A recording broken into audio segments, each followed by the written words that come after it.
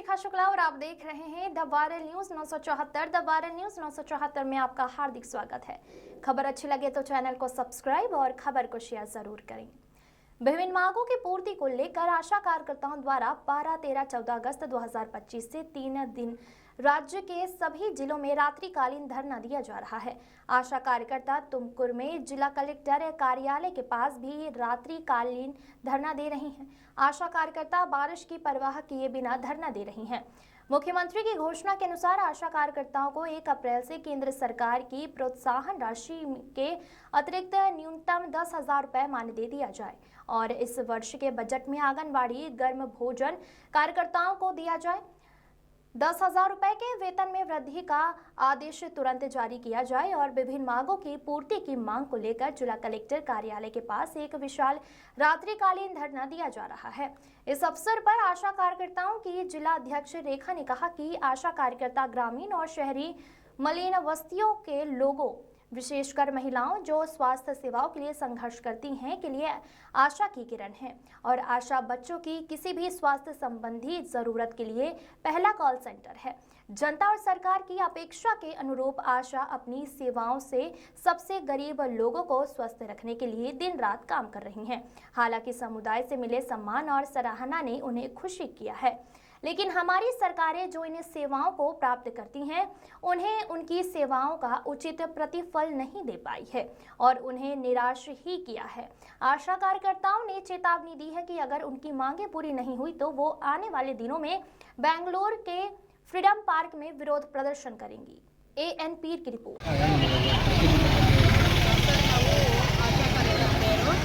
ಏನು 16 ವರ್ಷದಿಂದ ಕೆಲಸ ಮಾಡ್ತಾ ಇದ್ದೀವಿ. ನಮಗೆ ಬರ್ತಾ ಇರೋದು ಫಿಕ್ಸ್ ಸ್ಯಾಲ್ರಿಯಿಂದ 5,000 ಅಷ್ಟೇ. ಹಿಂದೆ ನಾವು ಜನವರಿಲಿ 4 ದಿನ ಸ್ಟ್ರೈಕ್ ಮಾಡಿದಾಗ ಮನೆ ಮುಖ್ಯಮಂತ್ರಿಗಳು ನಮಗೆ ಆಶ್ವಾಸನೆ ಕೊಟ್ಟಿದ್ದರು.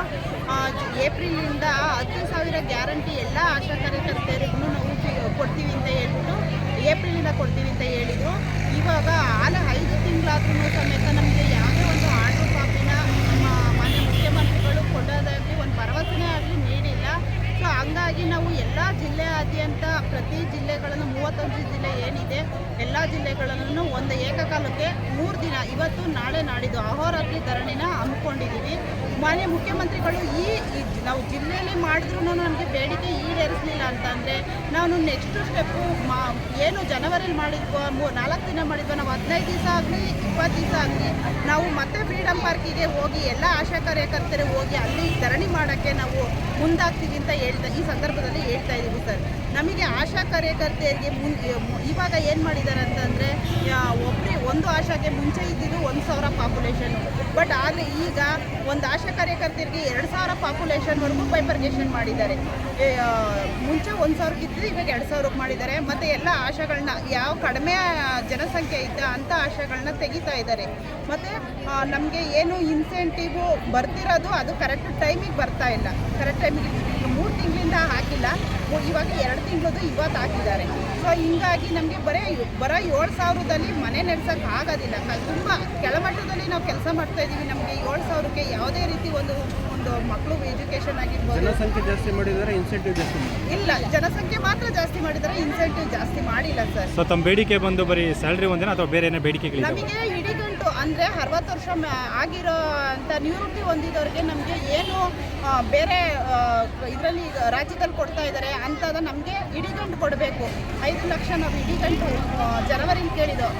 ನಿವೃತ್ತಿಯಾದ ಆಶಾ ಕಾರ್ಯಕರ್ತೆಯರಿಗೆ 5 ಲಕ್ಷ ಇಡಿಗಂಟು ಕೊಡಬೇಕು ಅಂತ ಕೇಳ್ಕೊಂಡಿದ್ದು.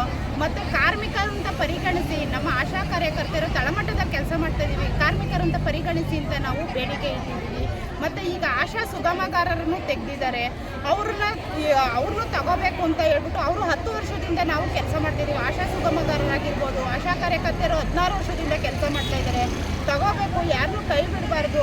ಮತ್ತು ಇವಾಗ ಏನು ಕಡಿಮೆ ಜನಸಂಖ್ಯೆ ಬಂದು ಆಶಾಗಳನ್ನ ತೆಗಿತಾ ಇದ್ದಾರೆ, ಯಾರನ್ನೂ ತೆಗಿಬಾರ್ದು ಅಂತ ನಾವು ಕೇಳ್ಕೊತಾ ಇದ್ದೀವಿ. ಈಗ ನೀವು 3 ದಿನ ಪ್ರತಿಭಟನೆ ಹಮ್ಮಿಕೊಂಡಿದ್ದೀವಿ, ಬೇಡಿಕೆ ಈಡೇರಿಸಲಿಲ್ಲ ಅಂದರೆ ಮುಂದಕ್ಕೆ ನಾವು ಮಾಮೂಲಿ ಇದೆ ಫ್ರೀಡಮ್ ಪಾರ್ಕಿಗೆ ಹೋಗಿ ಅಲ್ಲಿ 15 ದಿನ ಆಗ್ಬೋದು, 1 ತಿಂಗಳಾಗ್ಬೋದು, ನಮ್ಮ ಬೇಡಿಕೆ ಈಡೇರೋವರೆಗೂ ನಾವು ಸ್ಟ್ರೈಕ್ ಮಾಡ್ತೀವಿ. ಮೊನ್ನೆ ಕೂಡ ನೀವು ಜಿಲ್ಲಾಧಿಕಾರಿ ಕಚೇರಿ ಹೋಗಿ ಪ್ರತಿಭಟನೆ ಮಾಡಿದ್ದೀವಿ ಸರ್.